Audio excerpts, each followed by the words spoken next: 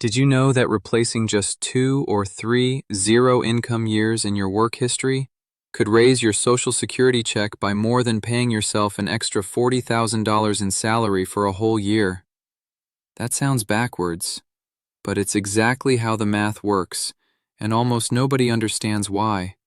In the next 20 minutes, I'm going to show you exactly how the Social Security Administration calculates your benefit, the hidden bend points that control everything, and 3 real strategies people use to legally increase their check, plus one expensive mistake I see people make every single week. If you're within 10 years of claiming Social Security, this is the video where the boring stuff turns into real money. Let's get into it. Why this matters? I get it. How your benefit is calculated sounds like a topic you skip. But here's the thing.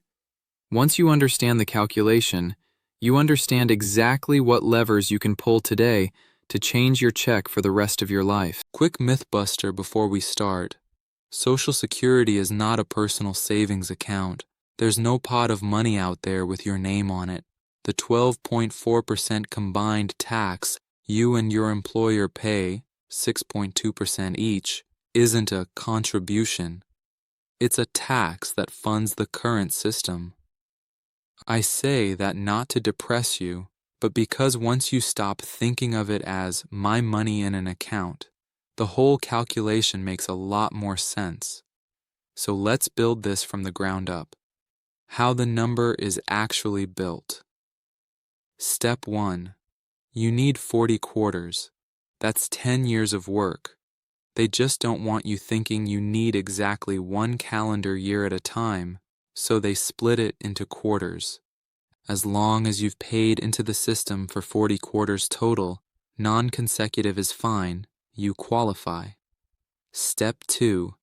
They only use your best 35 years. Not your last 35, not your first 35.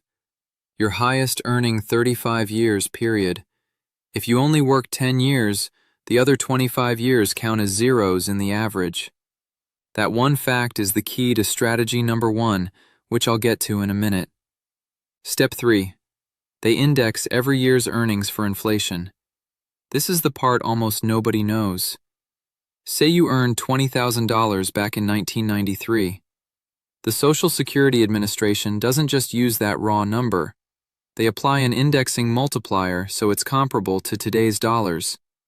In this example, that $20,000 might get multiplied by roughly 3 times, turning it into the equivalent of about $60,000 in today's terms. Every single year of your work history gets its own multiplier based on the year you turn 62. Step 4. They average it and divide by 12. Take those 35 indexed years, average them, divide by 12, and you get what's called your AIME, Average Indexed Monthly Earnings. This is the number everything else is built on. Section 2. The bend points. Here's where it gets interesting, and this is genuinely the part almost nobody pays attention to. The government doesn't give you back the same percentage of every dollar in your AIME.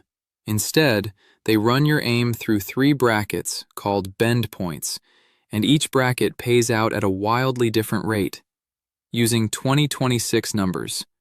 First bracket. Your first $1,286 of AIME, you get 90% of it back into your benefit. Second bracket. From $1,286 up to $7,749, you only get 32%. Third bracket. Anything above $7,749, up to the max taxable amount, $15,375 per month in 2026, you only get 15%. So if you have an AIME of $8,000, here's what happens. The first $1,286, 90% credited. The next, roughly $6,463, 32% credited.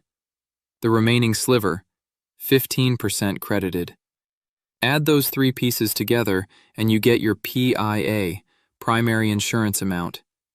That's your full benefit at full retirement age. Why this matters for strategy. Every extra dollar you earn gets treated completely differently depending on which bracket it lands in. $1 in the first bracket is worth almost 6 times more to your benefit than $1 in the top bracket. That single fact drives everything we're about to talk about. Section 3. Strategy number 1. Replacing zeros. If you have fewer than 35 years of earnings, every 0 year is dragging your AIME down hard. Here's the powerful part. If you go back to work and replace a 0 year with real income, that income almost always lands in that first 90% bend point because your average is starting so low. You get a double benefit. Your AIME rises and you're getting the best possible rate on that rise. Rule of thumb, roughly $15,000, $20,000 of earned income in a replacement year can meaningfully move your benefit, sometimes by a couple $100s a month for life. Compare that to someone who already has all 35 years filled with solid income. For them to raise their PIA by even $100 per month, they might need multiple additional years earning an extra $50,000 because they're stuck deep in that 15% top bracket. Bottom line, if you have gaps in your work history, going back to work, even part-time, for a few years can be one of the highest leverage moves available to you. Section 4. Strategy number 2, and the trap. Self-employed income control. If you're self-employed, you often have real control over how much of your income is classified as wages versus owner/investor draw. Here's a real example. A self-employed business owner earning about $500,000 per year had roughly $100,000 classified as earned wages and $400,000 as owner profit. He considered paying himself an extra $40,000 in wages specifically to boost his Social Security benefit, meaning he'd pay over 12% combined tax, both the employee and employer share, on that money, about $4,800 a year. The result? His benefit went up by roughly $15 a month. Why so little? Because he was already earning well past the second bend point and deep into that 15% third bracket. He was paying nearly $5,000 a year in tax to get a tiny fraction back. The lesson: if you're already earning into the top bend point, paying yourself more specifically to boost Social Security is usually a bad trade. You'd almost always come out ahead investing that money instead. Pay what you're legally required to. Don't pay extra chasing a Social Security bump that isn't there. Section 5. Strategy number 3. Working while you've already claimed before full retirement age. If you claim Social Security early and you're still earning income, there's an earnings test. In 2026, if you earn over $2,040 per month before full retirement age, Social Security withholds $1 for every $2 you go over. In the year you actually reach full retirement age, the limit jumps to $5,430 per month, and the penalty softens to $1 for every $3 over. This is not a real penalty, it's a deferral. If you get fully withheld for a year because you kept earning, Social Security recalculates your benefit going forward as if you had waited that extra year. You get it back in the form of a permanently higher check, spread out over your lifetime, not as a lump sum. Real-world warning. The most common financial mistake here is budgeting as if you'll get both your full paycheck and your full Social Security check while earning above the limit.